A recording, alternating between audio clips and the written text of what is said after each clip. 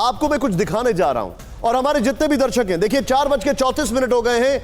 आज एक देश के बड़े अखबार में हमारे एग्रीकल्चर मिनिस्टर ने कई सारी भ्रांतियों पे से पर्दा हटाया है। मैं वो सीधे आपको दिखाने जा रहा हूं, आइए जरा, और उसके बाद मैं आपसे सवाल जवाब करूंगा। आइए देखिए, जितने भी दर्शक हमारे इसको देखें, क्योंकि किसानों को लेकर कोई सवाल ऐसा नहीं है जिसका जवाब छूट जाए, ऐसा हम नहीं करेंगे। देखें यहां पर, देखें आप, किसानों के सवाल, सरकार के जवाब। राहुल आपको जूम इन करके दिखाना पड़ेगा, टेक्स्ट अनफॉर्चुनेटली बड़ा छोटा है। क्या कभी किसान आंदोलन में इन तीनों या ऐसा कोई कानून बनाने की मांग उठी थी? जो सिंह साहब ने पहला सवाल खड़ा किया था, इसको जूम इन करें प्लीज। ये क्या कभी किसानों ने ऐसे आंदोलन की मांग की थी? राहुल नीचे प्लीज ब्रेकिंग चलाते रहे, देश के कोने कोने से जो अभी खबरें आ रही हैं तुरंत यहां पर टिकर में ब्रेकिंग चलाते रहे। देखिए, ये सिंह साहब ने भी सवाल किया कि क्या किसानों ने इस कानून की कोई मांग की थी? जवाब क्या है, जरा इसको जूम इन करके यहां पर दिखाएं।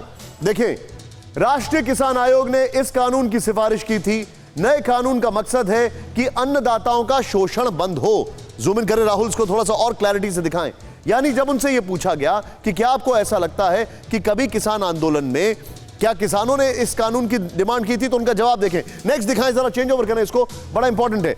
स्वामीनाथन कमेटी की 201 अनुशंसाओं में से 200 को पीएम मोदी के नेतृत्व में लागू किया जा चुका है। अब दूसरा सवाल यहां पर, ये देखिए, कई सवाल ऐसे हैं जिन सवालों का जवाब ढूंढने की कोशिश की जा रही है। उन्हीं सवालों के जवाब हैं। क्या देश में कोई भी जनाधार वाला किसान संगठन इस आंदोलन के समर्थन में है? राहुल प्लीज जूम इन करके तेजी से दिखाएं। क्या देश में कोई भी जनाधार वाला किसान संगठन इस आंदोलन के समर्थन में है? यहां पर आए। जवाब यह है कि पूरे देश के किसान इस कानून के समर्थन में हैं। ऐसा नहीं होता तो देश भर में आंदोलन खड़ा हो जाता। चेंज ओवर करें इसको, ऐसा नहीं होता तो देश भर में आंदोलन चेंज हो जाता। कुछ राजनीतिक दल किसानों को गुमराह कर रहे हैं, यह क्लियर किया गया है। नीचे राहुल अगर हो सके तो ब्रेकिंग चलाते रहे। अगर कानूनों से एमएसपी को कोई खतरा नहीं है तो सरकार एमएसपी को कानून में शामिल क्यों नहीं कर रही है? यह सवाल मैंने कल भी पूछा था। सरकार इसी के ऊपर कानून क्यों नहीं बना रही है? तो इसका जवाब क्या है? इन कानूनों में एमएसपी की बात नहीं है, कोई एमएसपी की बात नहीं की है। पीएम कह चुके हैं कि एमएसपी था और आगे भी रहेगा। बड़ा क्लियर कट यह कहा जा चुका है, एमएसपी को कोई खतरा नहीं है, इसको लेकर कोई कंफ्यूजन क्रिएट ना हो। और नेक्स्ट यहां पर एक और चीज है, वो एक और पॉइंटर है, चेंज करें राहुल।